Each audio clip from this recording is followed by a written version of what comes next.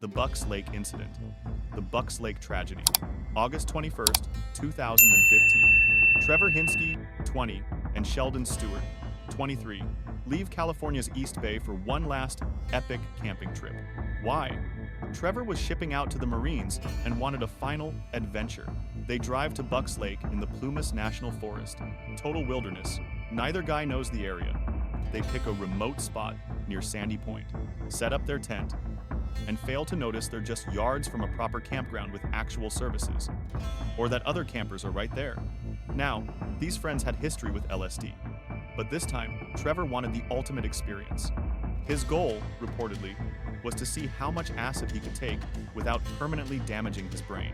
A lofty, scientific goal. They each consumed approximately 10 doses.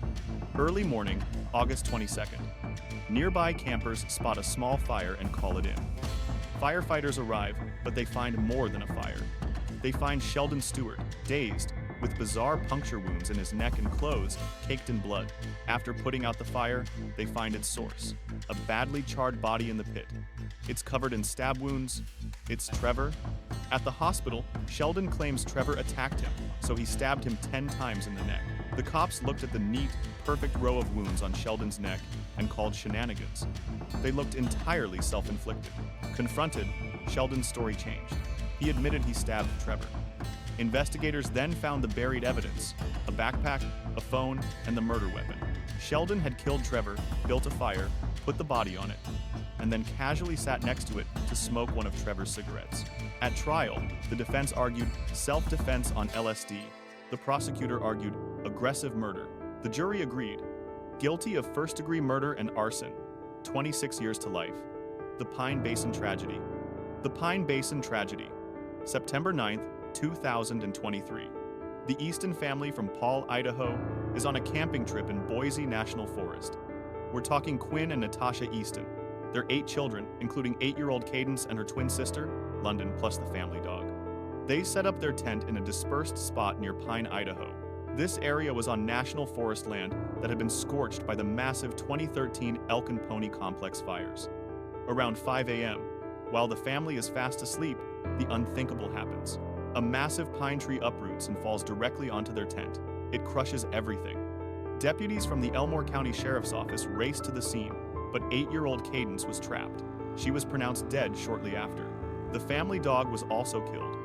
The parents, Quinn and Natasha, survived, but faced a devastating loss. The cause was determined to be the worst kind of luck. There was no storm, no high winds, the tree just gave way, possibly from root damage from the old fire or simple natural decay. A total, horrifying freak accident.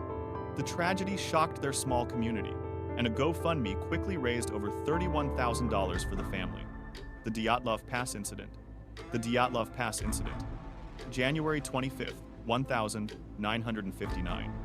10 highly experienced hikers, led by 2 3-year-old Igor Dyatlov, set off on a ski expedition in Russia's northern Ural Mountains.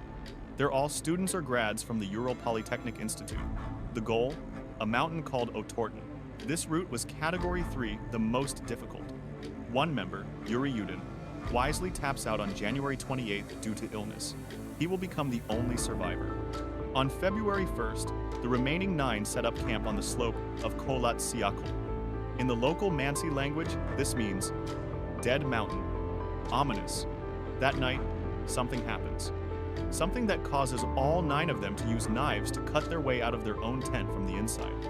They bolt into the freezing wilderness, most of them either barefoot or only partially dressed.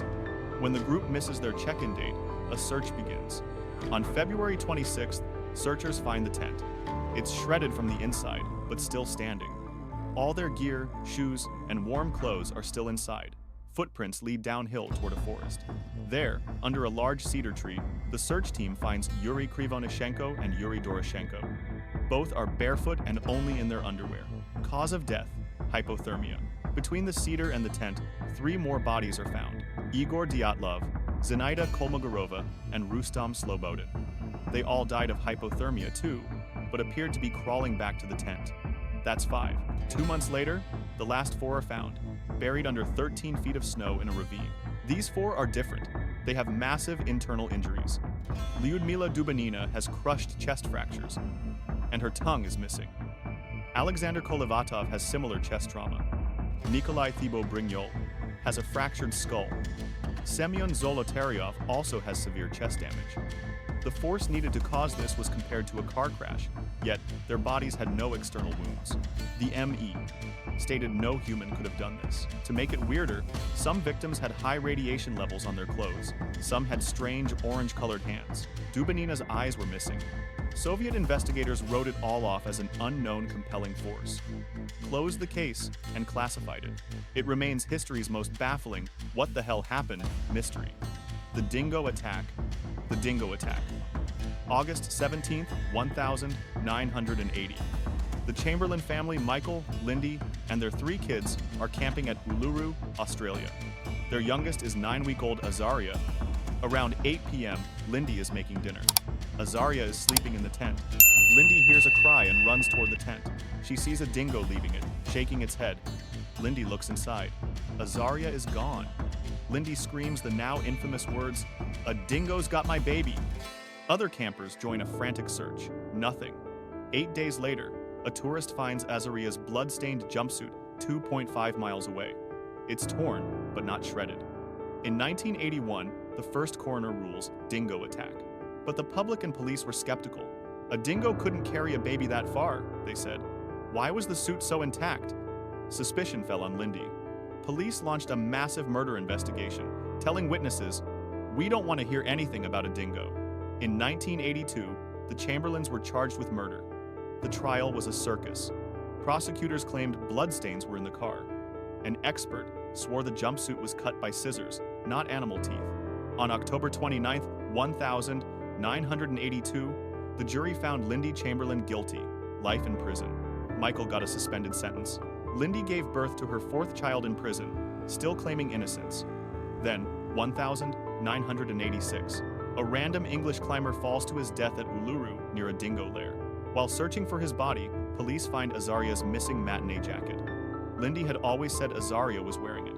Police insisted it never existed. The jacket was found in a dingo-infested area.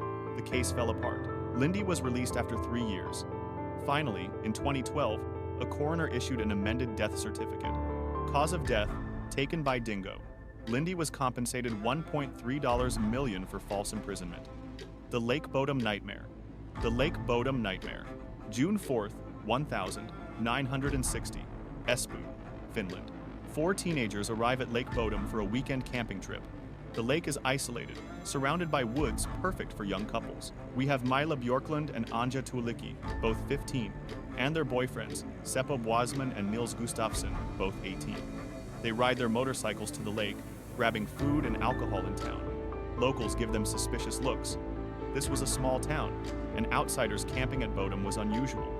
They set up their tent on the shore. The afternoon is perfect. Then, the nightmare starts. Sometime between 4 and 6 a.m., on June 5th, someone attacks their tent from the outside with a knife and a blunt object. Mila, Anja, and Seppo are all brutally murdered while sleeping. Nils Gustafsson is the only one who survives, found with fractured facial bones and stab wounds. He later described a figure dressed in black with bright red eyes. Very cinematic. Boys birdwatching nearby around 6 a.m. reportedly saw the tent collapse and a blonde man walking away. The scene isn't discovered until 11 a.m. by a carpenter who calls the police. They arrive at noon. The tent is shredded. Several items are missing. The motorcycle keys, but not the bikes, and Nils's shoes, which are later found half a mile away. The murder weapons were never recovered. The police botched this. They failed to take proper recordings. They didn't seal off the area. Curious onlookers quickly trampled and contaminated the entire crime scene. Suspects emerged. Carl Gillstrom, a local kiosk keeper known for his hatred of campers. He'd cut tents and throw rocks. He even confessed while drunk, but his wife provided an alibi. Another was Hans Assmann, an alleged KGB operative.